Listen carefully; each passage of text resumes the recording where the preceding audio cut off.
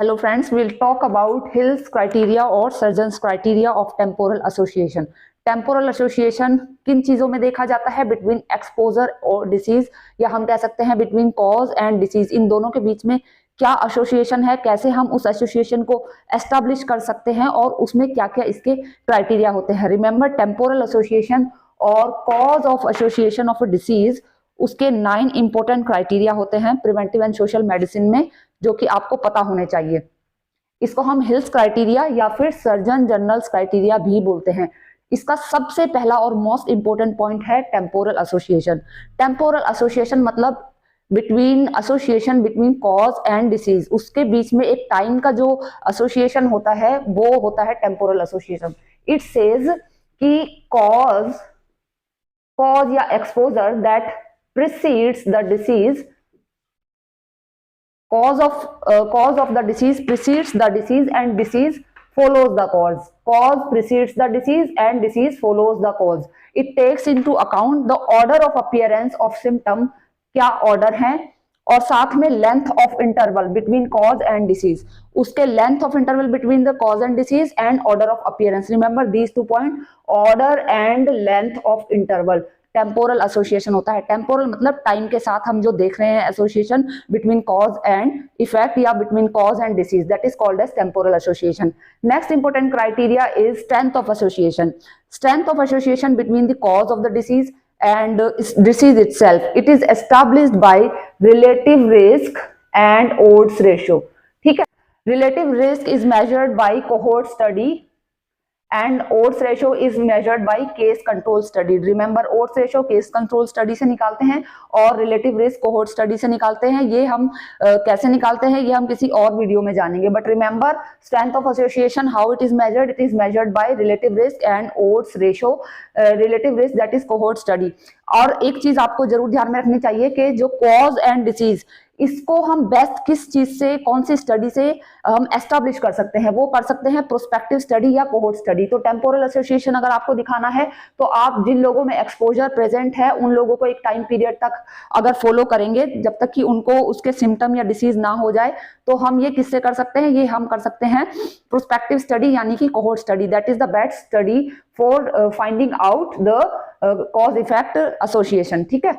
Number 3 is specificity of association. Specificity बहुत ज्यादा मुश्किल है। फॉर एग्जांपल अगर हम लेके चलते हैं smoking is a cause of heart attack. For example अगर हम ये लेके चलते हैं smoking and heart attack, it is a cause of which disease? Heart attack. तो smoking is a cause that we know, but specifically this is the cause for the heart attack. It is very difficult because there may be other causes also, like age may be factor, age may be a factor for heart attack, alcohol intake may be a factor for heart attack.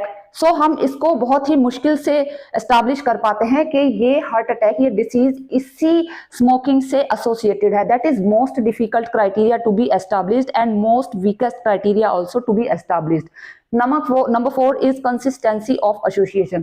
Consistency मतलब वो चीज consistently उससे associated है, चाहे आप method of study बदल दीजिए, चाहे आप सिचुएशन बदल दीजिए, बट हाँ consistently it is found to be associated, the cause is found to be associated with that particular disease under study.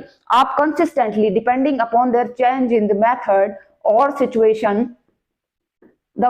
the cause is found to be associated with disease under study. Number 5 is biological plausibility. Biological plausibility का मतलब होता है कि biologically भी वो चीज justifiable होनी चाहिए, आइडेंटिफाइबल होनी चाहिए, या फिजियोलॉजिकली आप उस चीज को एक्सप्लेन कर पा रहे होने चाहिए कि वो कॉज उस डिसीज से एसोसिएटेड है। For example smoking lung cancer को बढ़ावा देता है, तो हम इसको बायोलॉजिकली कह पा रहे हैं कि यार धुआं जो है फेफड़ों में जा रहा है तो वो फेफड़ों को अफेक्ट कर रहा है। That is well understood. Biologically हम कह पा रहे हैं कि लंग्स में जा रहा है तो लंग को अफेक्ट कर रहा है, या फिर उसका धुआं का जो टॉक्सिक सब्सटेंसेस अगर ब्लड में जा रहे हैं तो वो ब्लड में कैंसर के चांस बढ़ा रहा है। तो आप फिजियोलॉजिकली और बायोलॉजिकली उस चीज को जस्टिफाई कर पा रहे हैं कि ये कॉज उस डिसीज को करता है। That is called as biological plausibility. Number 6 is coherence of association. Coherence मतलब कि आपने जो स्टडी की है, जो एसोसिएशन पाया है बिटवीन कॉज एंड डिसीज, वो कोहेरेंट मतलब, कोहेरेंट का मतलब क्या होता है कि दो चीज चिपक रही हैं, उसको बना रही हैं मजबूत, ये होता है कोहेरेंस, एक समान चीज के बीच में जुड़ना, उसको एक मतलब होता है कोहेरेंस।